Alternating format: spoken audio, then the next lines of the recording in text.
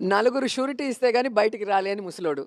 ఈయన జీవితానికే గ్యారంటీ లేదు. ఈయన ఎవరికి గ్యారంటీ ఇస్తాడు? నాకు కిడ్నీలు చిన్నగా అయిపోయినాయి, నాకు నడవలేను, నాకు కన్ను కనిపించలేదు, ఇలాంటి పిచ్చి కుంటి సాకులు చెప్పి ఏ విధంగా బెయిల్ తెచ్చుకున్నాడో రాష్ట్ర ప్రజలందరూ కూడా గమనించారు. సర్లే, నువ్వేం 16 ఏళ్ళ బాలాకుమార్ ఏం కాదు, నీకు ఒక 50 ఏళ్ళు వచ్చినాయి అంటే నువ్వేమనుకుంటున్నావు అంటే ఇప్పటికీ కూడా పండగ వచ్చినా, పబ్బు వచ్చినా, లేదంటే ఏదైనా సమయం సందర్భం దొరికినా, కాస్త ఖాళీ సమయం దొరికినా పబ్బుల్లోకి వెళ్ళి శుభ్రంగా పేకల దాకా తాగేసి డ్యాన్సులు వేస్తున్నావు కదా, నీ వయసు నీకు తెలియట్లేదు అంతే. నువ్వేం చంద్రబాబు నాయుడు గారి వయసు గురించి నువ్వేం మాట్లాడవసరలా. నువ్వేం పడుచు పిల్లవు కాదు, లేదంటే 16 ఏళ్ళ పిల్లవ అయితే కానే కాదు. నీకు ఒక 50 ఏళ్ళు వచ్చింది. మాట్లాడితే సినిమా డైలాగులు, వెహికల్ చేష్టలు, వెహికలితనం, 4 పంచి డైలాగులు వేసేయాలకి ఈ అని చెప్పిన మనలో మనం నవ్వేసుకోవాలా, అయిపోయింది అక్కడితో. చేసింది ఏమన్నా చెప్పుకోమంటే చెప్పలేము.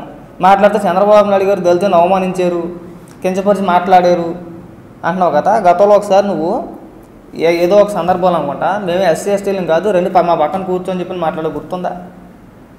నువ్వు దాని గురించి ఎందుకు మాట్లాడట్లా? మరి సరే, నువ్వు మంత్రి హోదాలో ఉన్నావు కాబట్టి నీకు ఎంతో కొంత సబ్జెక్ట్ ఏడ్స్ వచ్చుద్ది, నీకు శాఖ ఏడ్స్ వచ్చింది కదా. పోనీ దాని గురించి ఏమైనా ఎడుతావా అంటే లేదు. ఉదయం లేచిన కానీ సాయంత్రం వరకు కూడా ఎక్కడ మీడియా గొట్టం కనబడితే ఆ గొట్టం దగ్గరికి వెళ్ళిపోవాలా, జగన్మోహన్ రెడ్డి బంద్ చేయాలా, చంద్రబాబు నాయుడు గారిని విమర్శించాలి. ఈ రెండు తప్పు నీకు ఏదైనా వచ్చి వచ్చిందా? ఈ 4.5 ఏళ్లలో మీరు ఇంతకు మించి ఏమైనా చేశారా? మీడియా కనబడితే చంద్రబాబు నాయుడు గారి భజన, చంద్రబాబు నాయుడు గారిని విమర్శించేయాలి, 4 సినిమా డైలాగులు చెప్పేయాలి. ఆయన ముసలోడు అయితే నువ్వేనా పొడిచి పిల్లవా? జగన్మోహన్ రెడ్డికి ఏమైనా 25 ఏళ్ళా? జగన్మోహన్ రెడ్డికి 50 ఏళ్ళే కదా, నీకు 50 దాటినాయి కదా. 50 దాటితే ఇంకా యూత్ వెళ్ళి మీ దృష్టిలో కదా. నువ్వేమనుకుంటున్నావు అంటే నేను ఇంకా పబ్బుల్లోకి వెళ్ళి డాన్స్ చేస్తున్నాను కదా, నేను ఇంకా పొడిచి పిల్లలు అనుకుంటున్నావు కదా. నువ్వు ఇలాంటి మాటలు మాట్లాడితే గట్టిగా మాట్లాడతాం. రాష్ట్రానికి పనికొచ్చే 4 మాటలు మాట్లాడేవనుకో, సరే ఏదో రకంగా సబ్జెక్ట్ పరంగా ఏడుతుందిరా అని చెప్పేసి అనుకుంటాం. ఒకవేళ మాకు ఏదైనా తెలిసిందనుకో మేము మాట్లాడతాం, లేకపోతే అన్నీ మూసుకొని కూర్చుంటాం మేము కూడా. నువ్వు చెప్పింది కరెక్ట్ అనుకో, దాన్ని ఎవరు విమర్శించడు. కరెక్టరా, నిజమే మాట్లాడుతుందిరా, రాష్ట్ర ఆర్థిక పరిస్థితుల గురించి మాట్లాడుతుంది, విధి విధానాల గురించి మాట్లాడుతుంది, వాళ్ళ పార్టీ సిద్ధాంతాల గురించి మాట్లాడుతుందని చెప్పి అనుకోవచ్చు. మనకి ఏ వస్తు వచ్చిందని చెప్పేసి అని ఉదయం లేచిన కాంచి ఏదో గజ్జల కూరలో ఎగరడం, మీడియా కనబడితే పరిగెట్టుకు వెళ్ళిపోవడం, లేదంటే సాక్షిని పిలిపించుకోవడం, చంద్రబాబు నాయుడు గారు 4 పంచి డైలాగులు వేసేయడం, మనలో మనం నవ్వేసుకోవడం, ఈ వెహికల్ చేస్తలే సరిపోయింది కదా. పక్క రాష్ట్రాల్లో మంత్రులు ఉన్నారో చూసి సిగ్గు తెచ్చుకో. ఎంత చక్కగా మాట్లాడతారో, ఎంత హుందాగా మాట్లాడతారో. మన పక్కన తెలంగాణ కావచ్చు, లేదంటే తమిళనాడు కావచ్చు, లేదంటే కర్ణాటక కావచ్చు, చూడు మంత్రులు ప్రెస్ మీట్ పెట్టినా మీడియాతో మాట్లాడినా వాళ్ళ శాఖల గురించి ఏడుస్తారు అక్కడ. ఇగో నా శాఖ మేము పలానా చేసి పెట్టాము, దీనివల్ల రాష్ట్రంలో ఉన్న ప్రజలకు మేలు జరుగుతానో, ఇవి పలానా లాభం చెందుతానో, లేదంటే యువతకు ఉపాధి అవకాశాలు కలుగుతాయని చెప్పి మాట్లాడతారు. మనకు వచ్చిందల్లా ఒకటే. జగన్మోహన్ రెడ్డి చూస్తే చంద్రబాబు నాయుడు గురించి, పవన్ కళ్యాణ్ గారి పెళ్ళిళ్ళ గురించి మాట్లాడడానికి సరిపోయింది. ఆ కొడాలని చూస్తాడు బూతులప్తే ఏవి రావు. నీకు చూస్తే నువ్వు చూస్తేనే ఇలాంటి వెహికల్ చేస్తున్నాయి మాట్లాడుతూ. నోట్లో ఏం పెట్టేసుకున్నారో, నోట్లో ఐస్ క్రీమ్ పెట్టుకున్నారా, అక్కడ పెట్టుకున్నారా, ఇక్కడ పెట్టుకున్నారా, అక్కడ పెట్టాలి, ఇక్కడ పెట్టాలి, పబ్బుల్లోకి వెళ్ళి డాన్సులు వేయాలి. మనకి 4 తప్పితే ఇంక ఏది రాదు మనకి. మీరు మాకు మంత్రులు దరిద్రానికి ఇక రాష్ట్ర ప్రజలు చేసుకుని కర్మ అనుకోవాలంతే. 8 నిమిషాలు మాట్లాడు, 8 నిమిషాలు 9 నిమిషాలు మాట్లాడు. మీరు ఏం చేస్తారు చెప్పగలిగారా?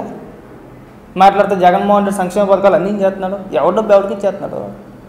పెన్షన్ కరెంటు బిల్లు ఎవరు కడతాడు? కొన్ని కొడాలని భాషలో చెప్పాలంటే నియమం ముడి కడతాడా?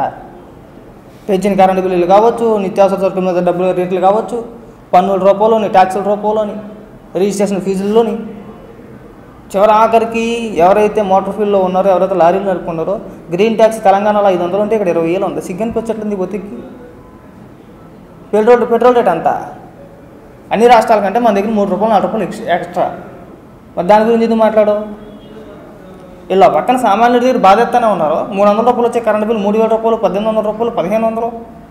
ఒక పక్కన జనాలు డ్యూటీ చేస్తూనే ఉన్నారు. మాట్లాడితే జగన్మోహన్ రెడ్డి సంక్షేమ పథకాలు ఇచ్చేస్తున్నారు, గొప్ప దేవుడు. ఏ రాష్ట్రంలోని కూడా ఇలాంటివి జరగలేదు.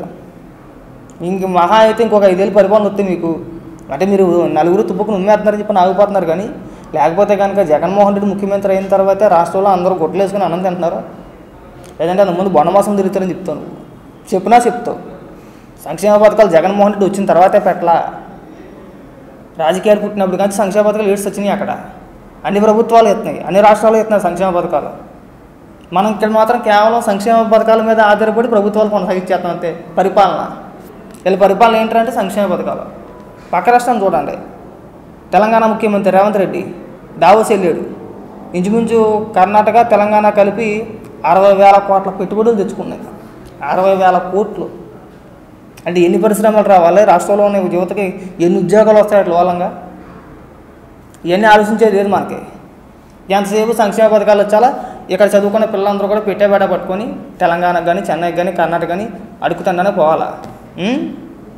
మాకు ఉద్యోగాలు ఇవ్వంటారా బాబు, మేము ఇక్కడ ఎంత చదువుకున్నా కానీ మా జగన్మోహన్ రెడ్డి సంక్షేమ పథకాలతో మమ్మల్ని లాకించేసాడు. సంక్షేమ పథకాలు ఓకే, మరి చదువుకున్న యువతకి సంవత్సరానికి బయటకు వస్తూనే ఉంటారు కదా చదువుకున్న యువత అంతా కూడా. వాళ్ళకి ఉపాధి అవకాశాలు ఎక్కడి నుంచి కల్పిస్తాం మనం, ఏ విధంగా తీసుకొస్తాం, ఎక్కడి నుంచి తీసుకొస్తావు నువ్వు? లేదంటే వాళ్ళకి కూడా ఏదైనా ఒక పథకం పెట్టి సంవత్సరంకో 15,000 అయితే జీతాలు గడిచిపోతాయని అనుకుంటున్నారా? కాదు కదా. సంవత్సరంకో 15,000 డబ్బులు ఏ మూలకి రావు కదా మనకి. వాళ్ళకి ఉపాధి కల్పించండి, ఆర్థికంగా బలపరచండి. వాడికి ఉపాధి కలిగి ఆర్థికంగా బలపడ్డాడంటే నువ్వు ఇచ్చే సంక్షేమ పథకాల గురించి ఎవడు ఎదురు చూడ్డు. వాడు సంపాదించుకోలేడా వాడికి ఉపాధి ఉంటే? ఇక తెల్లారులైతే మన రాష్ట్రాల పిల్లలందరూ కూడా పెట్టేబేడ సర్దుకొని సాయంత్రం అయితే సరిపోతే హైదరాబాద్కి చెన్నైకి కర్ణాటకకి ఉద్యోగాల కోసం దేవుడు అని చెప్పేసి పరుగులు ఆడుతుంటే ఇక్కడికి వచ్చి మన సినిమా డైలాగులు చెప్తున్నాం. ఇక్కడ చంద్రబాబు నాయుడు గారి ఆయనలో పరిశ్రమలు తీసుకొస్తే కొన్నాట్లు తవరేసాం, ఇంకో కొన్నాట్లు మన ఖాతాలో వేసుకున్నాం, అది కూడా మన బడ్జెట్ చెప్పించుకుంటాం. ఏమైందయ్యా పెట్టుబడులు అంటే కనుక ఒక డమ్మి సిట్ వేసారు ఇంత వైజాగ్లో సమ్మెట్ మాట 13 లక్షల కోట్ల రూపాయలు పెట్టుబడులు వచ్చేసినాయి. అక్కడ కూడా మన పేటీఎం కుక్కలకి సూటు బూటేసి పంపించేసాం అక్కడికి. ఏమైంది? ఎన్ని లక్షల కోట్ల రూపాయలు పెట్టుబడులు వచ్చినాయి అన్నారు? ఎన్ని కంపెనీలతో ఒప్పందాలు కుదిరినాయి? ఎన్ని కంపెనీలతో ఎంఓలు కుదుర్చుకున్నారు మీరు? ఎన్ని కంపెనీలకి మీరు భూమి కేటాయించారు? చెప్పాలి కదా. మన ఐటీ మంత్రి ఉన్నాడు కోడిగుడ్డి, అడిగినా బొచ్చు చేత కాదు. ఇక్కడి నుంచి మనం ఏది మాట్లాడమని చెప్తే అది అక్కడ మాట్లాడేస్తాడు. అది మంత్రి, నువ్వు మంత్రివే మా దరిద్రానికి. పనికొచ్చే మాట ఒకటి ఉండదు. తెలంగాణలో యువత ఎక్కడికైనా పోతున్నారు ఉద్యోగాలకి, వచ్చి తగలాడండి.